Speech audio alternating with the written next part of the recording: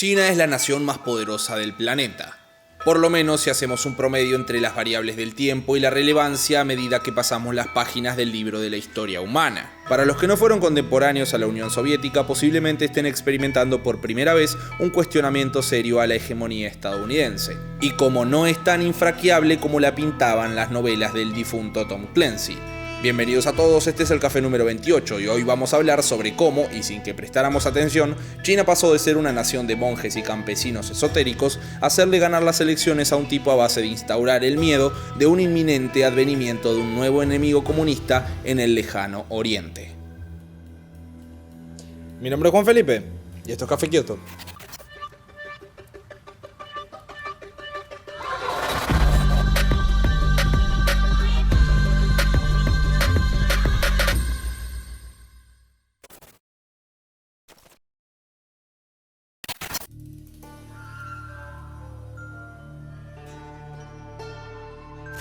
Si bien por este lado del Mississippi no tenemos mucho conocimiento sobre la historia de China, más allá de los grandes emperadores y aquellas dinastías que dejaron una huella en la historia que nadie puede pasar por alto, no sería hasta el siglo XIX en donde empezaríamos a escribir la historia del dragón asiático en un abecedario legible.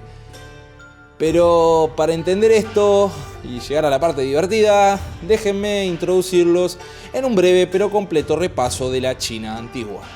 Los primeros antecedentes de la China antigua llegarían de la mano de las olas migratorias desde Mongolia y desde el centro de Asia, que principalmente se asentarían en la orilla del río Amarillo. Estamos hablando de hace casi 3.500 años atrás, y en Asia los territorios estaban deshabitados, o eran parte de grandes imperios ya establecidos. Este estado primitivo de civilización promovería un sistema de organización en clanes, dirigidos por jefes de guerra, donde sus principales actividades de sustento era la recolección y la caza. Como este sistema no les traería problemas mayores, rápidamente aquellos primeros chinos lograrían desarrollar la agricultura y la ganadería. Y con ellas también nacería el concepto de propiedad y las distintas clases sociales, lo que rápidamente desembocó en una sociedad claramente dinástica. La primera dinastía que lograría imponerse sería la dinastía Shang, que gobernaría por casi 700 años, desde el año 1700 al 1000 antes de la era común. Luego serían sucedidos por la dinastía Zhou, que llevaría el imperio a otro nivel, expandiéndose como nunca lo había hecho ningún otro emperador. El tema es que justamente por eso el territorio se le va de las manos y los distintos vasallos designados por el emperador que administraban los territorios a niveles locales se rebelarían contra él, quedando el imperio chino quebrado en pedazos mucho más pequeños. No sería hasta el año 300 antes de la era común que el imperio chino no lograría reunificarse y sería bajo el mandato de Qin Shi Huang, siendo considerado así el primer emperador oficial del imperio chino reunificado. Los chinos vivían en una relativa paz y tranquilidad, aunque siempre se caracterizaron por ser un país sumamente hermético. Imagínense que para el siglo XIX y en pleno auge de la economía liberal y el expansionismo imperialista, con la única nación con la que comerciaban era el Reino Unido, a quienes le vendían té. El problema fue que a cambio de los británicos le daban opio, que sería el equivalente moderno a que compres café a cambio de heroína. Pero no pasaría mucho tiempo hasta que el gobierno chino se dio cuenta que el opio era sumamente adictivo y que sus ciudadanos estaban intercambiando su preciado té por falopa, por volverse adictos, por lo que no le quedó otra al emperador que declarar al opio completamente ilegal, tanto para su consumo como para su venta. Y obviamente esto no le gustó ni un poquito a los británicos, pero de todas maneras continuarían este intercambio, pero ahora de manera ilegal, mediante el contrabando, lo cual obligaría al gobierno chino a intensificar sus intentos de prohibición, lo cual terminaría desembocando en la guerra del opio. Y así fue como en 1840 China y el Reino Unido, y un poquito Francia también, desatarían la famosa Guerra del Opio, lo que fue una lucha sumamente desigual. Estos dos eran potencia, con imperios que dormían horizontalmente sobre el planiferio, y los chinos eran simplemente un montón de campesinos que lo único que querían era que no los molesten. El dragón asiático se rendiría rápidamente, y en conversaciones posteriores terminarían pagando cifras completamente absurdas, además de ceder Hong Kong al Imperio Británico. De acá en adelante, durante los próximos 100 años, solo veríamos decadencia.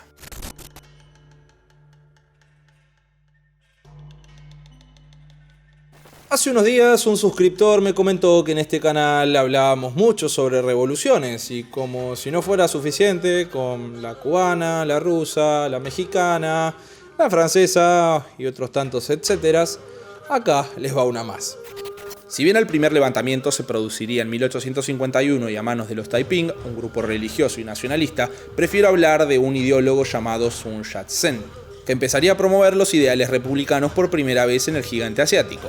Corría el año 1895 y encabezaría un alzamiento contra el emperador Manchú, actual dinastía que lideraba China. Pero como este levantamiento y uno posterior en 1896 no tendría resultado, terminaría exiliándose en los Estados Unidos. Ese mismo año, el imperio japonés invadiría la actual Corea, que por ese momento era ocupada por China.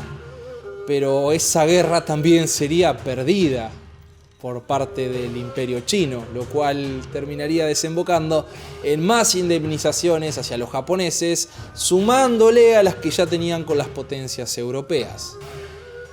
A China ya no le quedaba sangre, y las más de 100 rebeliones que hubieron desde 1899 a 1905 fueron un claro reflejo de eso. Al emperador no le quedó más que modernizar al ejército para poder controlar las revueltas, pero el 10 de octubre de 1911 se produce un levantamiento en Wuchang, versión beta de la infame ciudad donde 100 años después una señora se comería una sopa de murciélago con sorpresa y pasarían cosas. Después se le suman las provincias de Shanxi y Hunan. Estas revueltas serían suficientes para lograr fundar la Primera República en 1912, y además de entre estos rebeldes podemos resaltar a un joven Mao Zedong de 17 años. Sun Yat-sen regresaría de los Estados Unidos para asumir la presidencia, pero la nueva república no haría más que traer desorden. Fraccionada, el Estado pierde el poder efectivo de algunas regiones donde es ejercido por líderes militares que gobiernan, tienen sus propias fuerzas y hasta incluso cobraban impuestos. Y así sería como se daría comienzo a una larga, pero larga etapa conocida como el periodo de los señores de la guerra, en donde uno de ellos, llamado Xua Xinkai, en 1912 llegaría a destituir al mismísimo emperador de China y acto siguiente se autoproclamaría como emperador. El tema es que se lo puso hasta la mamá y terminaría siendo destituido y su antiguo puesto sería ocupado por su vicepresidente. Y esta es la parte que nos gusta a todos. En 1921 la revolución bolchevique ya resonaba en cada rincón de China y el comunismo comenzaba a simpatizar con un sector importantísimo de la sociedad. Y a esto le tenemos que sumar que después de 1918, cuando terminó la Primera Guerra Mundial, el Estado chino tuvo que prácticamente regalarse a Japón, donde no solo cederían territorios, sino que también el control de los ferrocarriles y su industria metalúrgica. Y el pueblo contento no estaba, por lo que en Shanghái, Pekín y Cantón se desatarían distintas revueltas conformadas por estudiantes, obreros, intelectuales que pondrían el grito en el cielo debido a estas concesiones de posguerra tan injustas. E imagínate, el descontento fue tal que el olor a revolución llegaría hasta Moscú, en donde Lenin no tendría mejor idea que enviarle 2 agentes para empezar a coordinar una muy, pero muy posible revolución. Y los resultados fueron tan fructíferos que un año después, en Shanghái se formaría el Partido Chino Comunista. Dato de vital importancia para el desarrollo de la trama, Mao, para esta altura, tenía 27 añitos. En 1922, y ante la incertidumbre de Lenin de quién gobernará China, si los comunistas o el Kuomintang, Partido Nacionalista Chino, terminan fusionándose para reunificar al país y a partir de eso poder empezar a tomar un rumbo más claro. Logran su cometido en 1926 después de una serie de enfrentamientos entre los señores de la guerra, dejando a una China justamente sin señores de la guerra. Pero el líder del Partido Nacionalista Chino, Chiang Kai-shek, terminaría con la alianza que lo llevó hasta ahí, comenzando así una violenta persecución en contra de los miembros y simpatizantes del Partido Comunista. Mao empezaría a escalar poco a poco dentro del Partido Comunista y sacaría un muy pero muy buen provecho luego de una sucesiva toma de territorios a manos de los vecinos quilomberos, los japoneses, para mandarle un mensaje al gobierno, encabezado por Chiang Kai-shek, de formar un frente de combate común. pero este respondería con la siguiente frase: los japoneses son una enfermedad en la piel y los comunistas del corazón. Acá es donde la trama toma un giro inesperado. A Chiang Kai-shek se le subleva a un general y lo obliga a negociar con los comunistas. Además, la presencia estadounidense en el territorio chino durante la Segunda Guerra Mundial, que se desataría años después, ayudaría muchísimo al crecimiento de la alianza entre Chiang Kai-shek y Mao Zedong, a lo que los soviéticos, ahora al mando de Stalin, aprovecharían para terminar de instruir a los comunistas chinos para tomar el poder de una vez por todas. Una vez finalizada la Segunda Guerra Mundial, el nuevo ejército rojo, pero chino, comenzaría a ganarle poco a poco terreno a los nacionalistas, haciéndolos retroceder hasta Taiwán, la China capitalista, por llamarla de alguna manera, en donde Chiang Kai-shek gobernaría hasta el último de sus días en 1975. El 1 de octubre de 1949, Mao se proclama el nuevo líder de la nueva República Popular China, con un gobierno centrado en el pueblo. La verdad es que, para sincerarnos, la República de Mao nunca arrancó. Mientras que no muy lejos de China, Rusia se alzaría como una superpotencia industrializada y Yuri Gagarin y la perrita Laika andaban de gira por el espacio, la China maoísta seguía quedándose sentada de brazos cruzados en un banquito mientras veía cómo crecía el arroz. Mao no pasó del estatus de meme con patas, al punto tal de que por poco no festejan su muerte en 1976, pero no lo hicieron por respeto a lo que una vez hizo, hace 40 años. Algo así como un Maradona, pero del comunismo. Lo único que hizo durante su régimen sería ganarse tractores, o por lo menos si quedaban vivos para contarlo. Aunque no se tienen cifras oficiales, algunas fuentes hablan de entre 50 y 70 millones de víctimas. Y no solo tenemos que contar a aquellos a quienes mandó a ejecutar, sino también a aquellos que murieron de hambre, de catarro, de golpearse el dedo chiquito contra una mesa y casi cualquier otra pelotudez que alcance como para sumarle más fiambres, como si hiciera falta un régimen comunista. Pero después de las víctimas del imperialismo capitalista del siglo XIX y del siglo XX no hablamos, ¿no? Porque para que te cuenten los fiambres esos tenés que ser comunista. A ellos no se las contamos. Así que, ¿cuál es la moraleja? Si no querés que te cuenten los fiambres, no te hagas comunista. El país estaba sumido en la miseria y luego de la muerte de Mao en el 76, el Partido Comunista se fraccionaría en tres. Primero, los maoístas, liderados por su viuda, los reformistas moderados y los reformistas de verdad. Estos últimos terminarían imponiéndose en 1978 y Deng Xiaoping tomaría el poder con respaldo del Partido Comunista, dejando claro que a partir de ahora China tendría los pies sobre la tierra, dejando atrás toda utopía posible, siendo esta afirmación el puntapié inicial para un lento pero efectivo periodo de ininterrumpido progreso. Durante los siguientes 10 años tuvieron reforma tras reforma, tanto en el campo de la industria como en el campo del comercio y principalmente, ahora voy a hablar del campo agrícola. Durante la China maoísta, las tierras habían sido distribuidas entre un montón de gente, quienes se encargaban de explotar dichos terrenos, y el Estado era quien decidía qué se plantaba, qué herramientas se compraba, a quién le vendíamos, a quién no. Y el nuevo régimen simplemente dijo: eso no sirve. Y terminarían volviendo al típico sistema de explotación familiar, dándole lugar a aquellas familias que realmente habían sabido durante todos esos años explotar sus tierras. Ahora las regulaciones ya no eran regidas por burócratas a miles de kilómetros de donde se realizaban las cosechas, sino por quienes trabajaban la tierra. Y no solo eso, porque las tierras fueron reasignadas únicamente a quienes durante esos años habían demostrado que realmente sabían cómo labrarla, no a cualquiera porque sí y ya.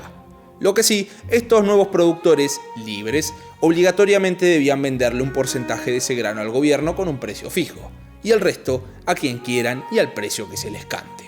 Solo eso ya había sido más revolucionario que todo el mandato de Mao, desde el principio hasta el día de su muerte. Por lo que trasladarían eso que hicieron en el campo, pero a la industria en Pekín. Es decir, sacarían a los burócratas que estaban al mando de las fábricas de las empresas del Estado y pondrían en su lugar a gerenciar a personas que realmente estaban capacitadas para llevar adelante aquellas fábricas, trabajadores de esas fábricas. Y no solo eso, sino que también legalizarían la empresa privada y el comercio internacional, lo cual traería un montón de competencia a aquellas empresas estatales. Además, el gobierno crearía zonas libres de comunismo, o mejor dicho, zonas hipercapitalizadas, para incentivar el crecimiento económico y para no tirar el antiguo régimen entero por respeto a Mao. Estas zonas no solo serían un éxito, sino que serían una forma de financiar el antiguo régimen, supliendo así la falla que hasta el día de hoy haría colapsar a los sistemas comunistas sobre sus propios cimientos. Sí, el gabinete de Xiaoping tomaría excelentes decisiones, pero la realidad es que, en muchos casos, simplemente se adhirieron a formas que ya se estaban dando de manera no oficial entre la población china, ya sea el empleo privado o las plantaciones familiares, pero el resto es historia. Sí, China es aquella nueva amenaza. Ese gigante comunista que siempre está al acecho y que necesita el capitalismo para recordarnos lo que son capaces de hacer cierto tipo de ideas. Pero si nos vamos a la práctica, durante los últimos 30 años, China hizo más que casi cualquier otra nación, más que nada aquellas que se autoproclaman naciones libres. Y no los hace comunistas poder tener un iPhone o mirarse una de los Avengers. Lo que los hace comunistas es la manera en la que plantean su estado ante la adversidad de su pueblo. Pero hay algo que sí nos asusta, y es el autoritarismo. Ese autoritarismo que te pide un poco de tu libertad a cambio de un poquito de bienestar para ser un poquito más felices. Y a veces nos preguntamos si esa libertad realmente vale lo que nos dijeron que vale, o simplemente fue el juguete que nos dieron para que nos entretengamos mientras que los grandes hacen sus asuntos. Y eso me deja un interrogante mayor. ¿Para qué queremos esa libertad? Si a veces somos miserables y de alguna u otra manera nos autocomplacemos diciéndonos, bueno, somos miserables pero libres. ¿Y realmente eso es lo que nos hace feliz? Por mi parte también amo la libertad. Y China me genera muchísima incertidumbre. Pero lo digo desde mi privilegio, mi situación económica favorable. ¿Qué queda para el resto? A todas aquellas personas que están unidas en una miseria absoluta, de la cual probablemente nunca puedan salir. A todas aquellas personas, ¿de qué mierda les sirve su libertad?